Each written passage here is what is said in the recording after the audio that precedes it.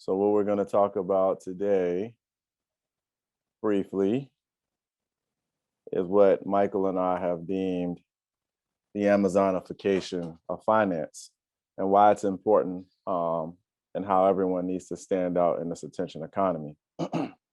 So today it'll be the two of us speaking. I'm Jeremy Johnson, head of emerging tech and fintech at Flyer. Michael is the founder and chairman of Flyer. You can, as you've already seen and continue to do, you can keep up with us at events.flyer.org to see our latest events. We have some exciting stuff that will be coming up next year. So in the attention economy, or the basis of our thesis, is that the world has changed. It's not going back. Digitization has changed finance forever. People are craving info discovery via fresh formats, formal experience, formal education, and formal experience can hinder openness to new trends and opportunities. So, Jeremy, give me an example of that. Well, I think a lot of people missed out on crypto, especially those with a traditional finance background. Many wanted to write it off and say that it wasn't a viable to create money, for the common man, or a decentralized currency. Wasn't something that would exist. People often said it would get regulated out of existence, and none of those things have come true. I think a lot of other people would say they didn't think that there would be people able to work from home and make hundreds of thousands of millions of dollars just teaching people online. Technology changes everything, and we can't easily predict the future. Another thing is that narrative matters more than returns. When you just talk about your returns, you're commodifying your business. You need to tell stories. Stories matter. So we've learned today that the world has changed in many ways, but a lot of the trends now are from the bottom up versus top down. You mentioned Jamie Dimon earlier when it came to office real estate. And I think before the pandemic, or early in the pandemic, he would have told everybody's coming back to the office. And we see that has been changed because the bottom up said we don't want to. And so there's a happy medium of hybrid experiences now occurring. The difference now is that information is open and free. To me, in the old world, information was often restrictive and sold. People sold it for access. Now people trade that information freely. And that's how you have a lot of these new developments occurring. I like to say YouTube is now the largest private school, public school on planet Earth, because the information is free. I personally think someone can get a better education with a curated YouTube feed than they can at some of the finest universities. So, Jeremy, one of the very controversial things that you keep bringing up is you'd rather have a million Instagram followers than an MBA from Harvard. Yeah. Right. And you and I keep going, slugging it out over Sure. this. You still feel that way? Even more so. Why? There's calculators out there that show you if you have 1 million followers on Instagram, you'll average between 1% and 5% to subscribe to your services at $9-10 a month. You're making a significant amount of money than you're making more money than even someone with one of those degrees. Also, you don't have particularly one source of income that can be canceled by one boss. You have, 1,000 bosses per se, 1,000 customers. What about cancel culture? What if you get canceled by society? If you get canceled by society, more likely you're going to get canceled by your job as well. But at least on the internet, some of those subscribers will probably stick with you. And depending on your conviction and your beliefs, you might get some new followers who sustain that subscription revenue that you already had. Everyone has a talent to share with the world. So what is 1 million subscribers worth? $10. So if you can get 1% of 1 million, at $10 a subscription a month, there's your number. Okay, so 100 grand. Yeah, 100 grand a month. All right. So some Harvard MBAs are making that, but not the majority. Yeah. Not the majority. And not without a very high stress employment situation. So tell us about in attention. Really, what it Sure. what is So it? the attention is your ability to capture somebody's attention. It's becoming harder by the day, right? Like all of us are on our phones all day long, checking information, whether stocks, whether Twitter feeds, Instagram posts, news feeds, and it becomes, and every day there's an infinite amount of inventory that can come to compete for your attention. And so those who are able to capture that attention will be kings and queens in the future. That's the real skill set. So you're basically describing a currency. Yeah. So Attention is a new form of currency. people can pay for goods and services by their attention through their attention, which is a currency. Right. Right. And what consumer product companies are beginning to realize is instead of paying for advertising, agencies and television media, they can pay consumers directly for their That's time. what like the back cryptocurrency is. They pay you in tokens for your attention. Which So this isn't a new concept. It's just a concept that most people don't understand. yeah, because most people don't really understand Facebook's business model or Google's business model. Google's been doing this the past 20 years. They give you information for free. However, they're monetizing your attention the entire time. And so in this new economy, instead of Facebook and Google being the only ones who are able to, retain a majority of that profit margin, it's starting to be shared amongst the individuals, which I think is a good thing for everybody. So Google through YouTube is basically monetizing people's attention. Right. And then what And about search. the side of the equation, the creator? Um, the creator side, they're like tapping into the creator's need for attention. Creators need for attention, which is audience. Yeah. And that's sort of like the what do they call those people? Influencers. The influencers. Yeah, Yeah. that's what I was There you go. looking for. So they're masters at pulling up, at like conjuring up all these eyeballs. Right. Then once they got the eyeballs, it's an opportunity for a commercial to plug a commercial. Absolutely. Whether that's indirectly or directly. Okay. So we talked about this before. How much you already know the answer, but if you can think back I'm not before going you to knew the spoil it for anybody. answer. How much does the world's information weigh? What was your guess prior to finding out? Oh, I think I was like a couple football fields. Like I was I was I was I knew it had weight. Yeah, Uh, I thought that it was a pretty significant amount of weight, and you showed me. the answer was about the size of a strawberry, which just goes to show A, how efficient the human brain is, and B, how much we have ahead of us and why we should be optimistic about the future because that's not a lot of space. No, it's amazing how efficient that actually is. Right, Right, the whole world that we live in, that we know today, is basically the same weight or same size as a strawberry. Right, so right. that shows you how efficient digital really is. And wait till the machines start communicating to each other and humans to machine, what we already have, and everything becomes smart devices. That's definitely going to grow exponentially. Right. So uh, we talked about why do we say Amazonification? Well, what that means is if people aren't like telling a good story, tapping into people's emotions and interesting and educating people, and if they're only going by returns, their product's going to be commodified, no different than a pair of jeans on Amazon. People pick jeans on Amazon mostly because of price. And then a few brands like Levi's, you might buy because of the story and some of the other factors. And we really think the financial industry, as it's becoming more of a consumer facing industry, needs to understand this is going to happen to them as well if they don't make that change. Right now, customers feel they're more knowledgeable.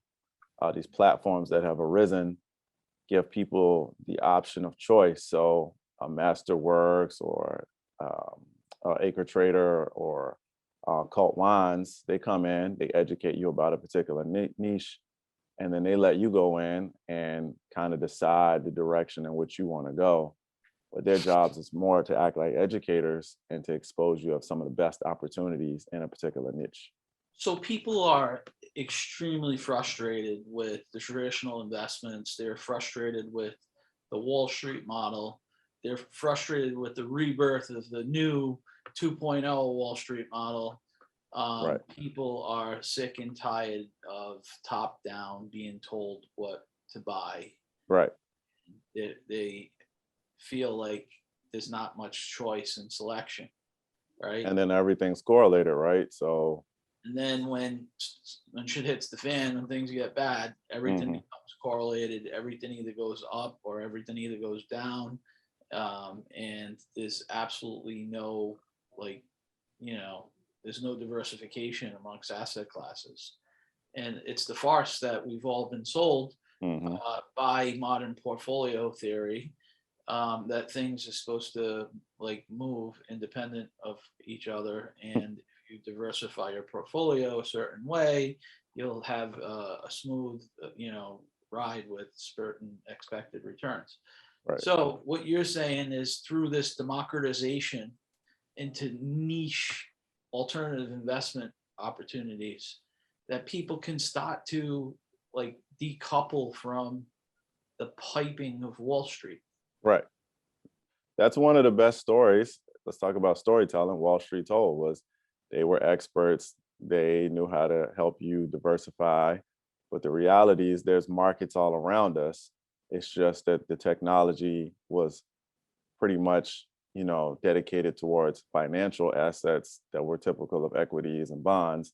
And now that technology is being spread to other things like antiques, collectible cards, wines, land, YouTube channels. I mean, you can even invest in YouTube channels now. I mean, the world is overall financializing and it's creating more opportunities for people. Not everyone's going to understand how to pick the best biotech stocks, but everybody has something that they understand that's an interest.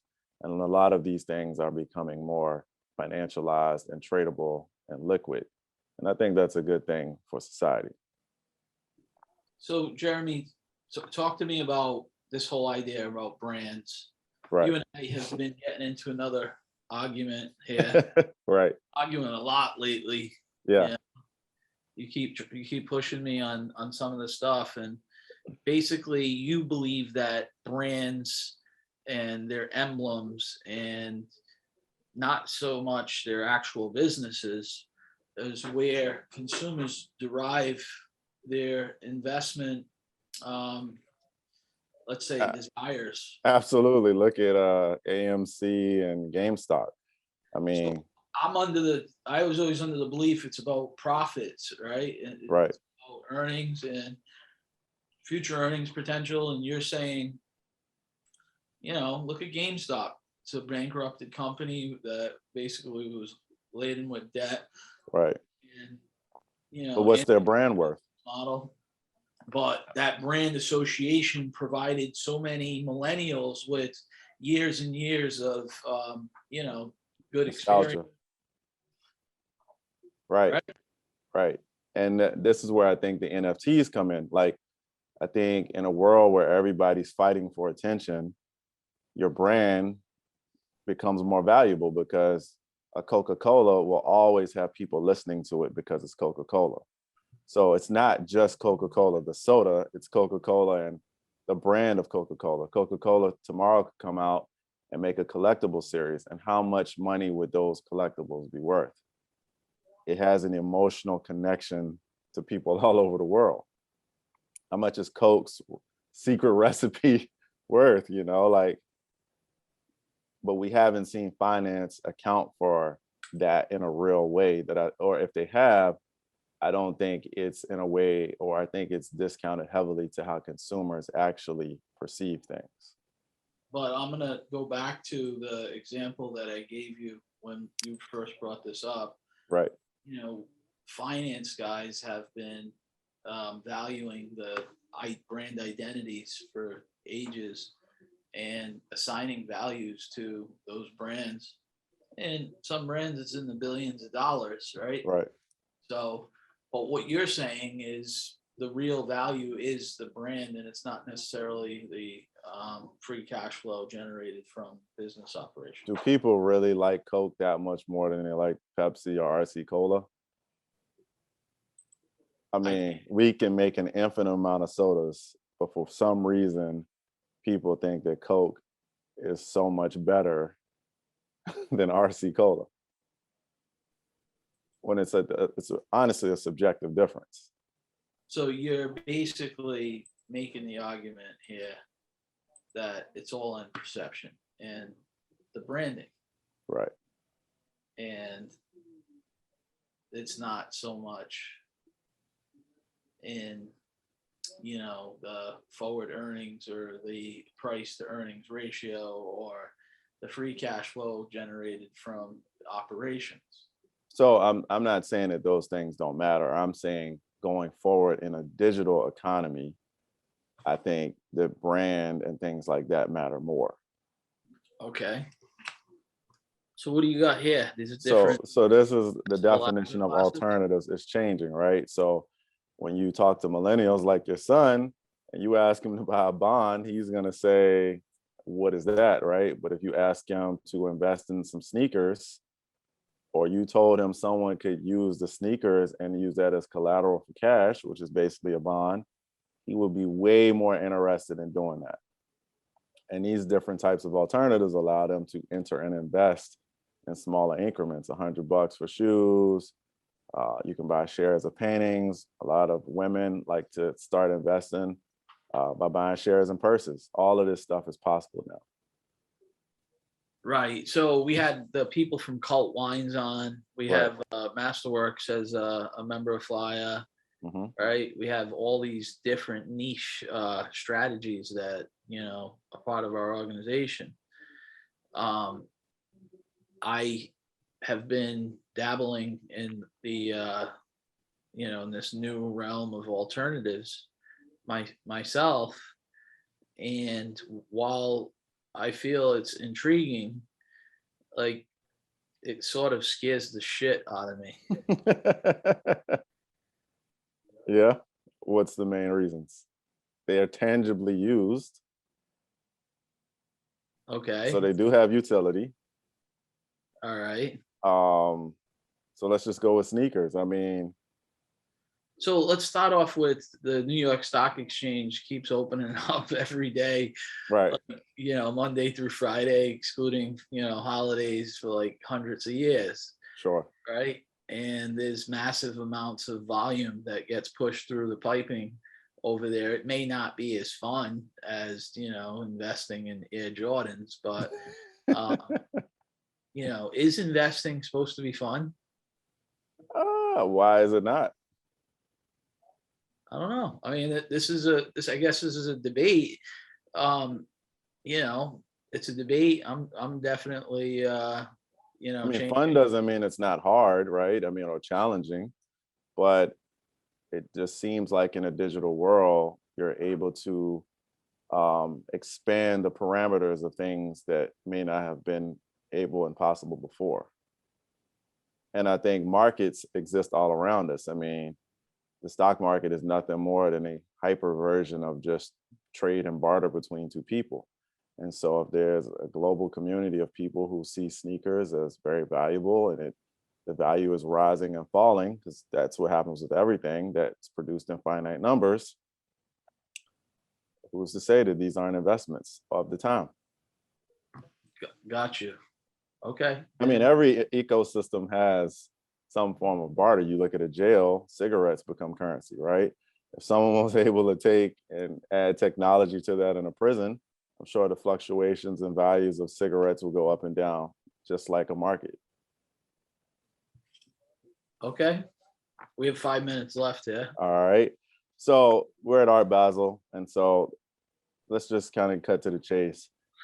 For investors and funds alike, I think we now are in the culture economy. I mean, capturing customers' attention is getting more difficult by the day. Entertainment reigns supreme in the attention economy. This is a perfect example. Someone sold a $120,000 banana at Art Basel, but as you see in the picture, there's that social proof. There's that attention that it captured. By the way, do you remember the guy who ate it? The guy Yeah, came and ate it off the wall. right, right. The $120,000 banana. He like ate the thing. But it has story, right? And it will be remembered, and there will always be attention paid around that story. All right. Uh, Here we have the NBA has gotten into NFTs. So here's a perfect example. The NBA has generated over $230 million in trading of digital collectibles in 1 year. So if the NBA can do that, why can't Coke? Why can't Nike? Why can't Adidas? Why can't every consumer brand out here produce this? And as they create more, doesn't this market only expand? Next. Are you asking me? I mean, yeah, sure. I'm asking you. Yeah. I don't get it. I don't get it. I mean, it's like sort of, you know, if you can have Apple Music, why buy the CDs now? Right. You know what I Sure. mean? There's a little bit of that in this whole NFT craze. I don't know. So we have the By the way, queen. I'm buying some of the stuff. So Here we have the queen of the attention economy. She's now a okay. billionaire off of attention. Here's her ex-husband. He became a billionaire off of a sneaker brand. And this guy basically created a whole new form of sneakers, and it's because of his ability to capture attention. He's a master. Here's StockX. So now you have the Jordan index, the Nike index, the Eon index. So you have real metrics on the day-to-day fluctuations in sneaker prices and liquidity added just like any market. Yeah, but all right, here's a perfect example. So StockX, I bought my son a pair of sneakers off of it. So I've become exposed to StockX, right? Yeah, I just don't know if I trust these prints over here. You know, like when I go on and analyze like these markets, I'm just like, you know, these things massively distorted and like, you know, I don't know. It's was the stock market accurate in 1920? I mean, we're in the infancy, and we know there's real demand. So don't you expect more intelligence and activity to just make this better over time? okay, fair enough. Here was an example of Yield Street, a financial brand that is doing consumer advertising. We can also look at crypto.com and FTX buying sports arenas. So in short, digital revolution has changed everything at speeds never seen before. Financialization is now a consumer product. So I think in the future, one day we're going to walk in the grocery store and banana prices are going to be changing in real time, and we're going to be using like buy and sell orders to purchase our groceries because we're scared of dynamic pricing. I think it's the future. Parking spaces, grocery stores, gas prices changing by the hour. I mean, we now have the technology to allow it. People have been trained through the stock market, so why won't this expand to other things? Connection is how to sell. Numbers alone won't do the job. Finance in general, investors must adapt. They need to look for these new markets. The next best market might be right under your feet. Could be in your kid's hands, could be in your grandmother's hands. Fund managers must adapt, look for new markets, and also the changing preferences of their customers. And like I said, everyone must be on the lookout for new frontiers to find new opportunities. Yo, Jay, I want to do a quick plug for us. All right. So this isn't live yet, but it's coming live. So here's our marketplace. We put a lot of work into this thing and redeveloping it. It'll be coming out here very shortly, and you'll be able to, you know, do a lot of searching and indexing and due diligence on various alternative investment products. And we want to have some old school and some new school, a perfect blend. Yep. So if you have any ideas or suggestions that you'd like to share with us, we're always open for that stuff. So thank you very much for your time.